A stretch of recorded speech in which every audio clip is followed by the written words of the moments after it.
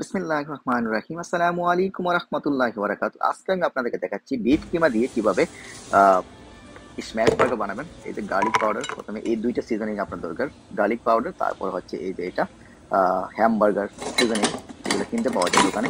তো কিনে নিয়ে আসতে পারেন। তারপরে গোলমরিচ, এই যে দেখুন এই মেশিন দিয়ে গুঁড়ো করে তারপরে এগুলা দিতে পারেন।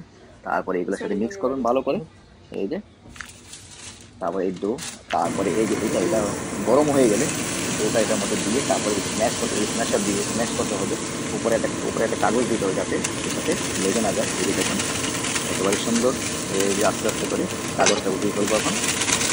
এই যে দেখুন খুবই সহজ পদ্ধতিতে আপনারা ঘরেই স্ম্যাশ বার্গারে নিতে পারবেন। এই যে দেখুন হচ্ছে, যখন এক পাশ হয়ে যাবে তখন আমি উল্টিয়ে দেবো। এই যে দেখুন এরকম যখন পোড়া হয়ে যাবে দুই পাশে, তখনই আপনার এই বার্গারটা রেডি হয়ে যাবে। এই যে দেখুন এক পাশ হয়ে গেছে আমার, এখন আরেক পাশ হলেই আমি তুলে ফেলবো। এই যে দেখুন এই বার্গার বানটা কিনতে পারেন। এই বার্গার বানটা কিন্তু অনেক মজা।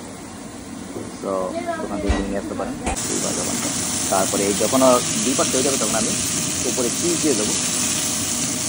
তারপরে যখন চিজটা যখন মেল্ট হয়ে গেলে আমি এটা উঠিয়ে দেবো চুলা থেকে।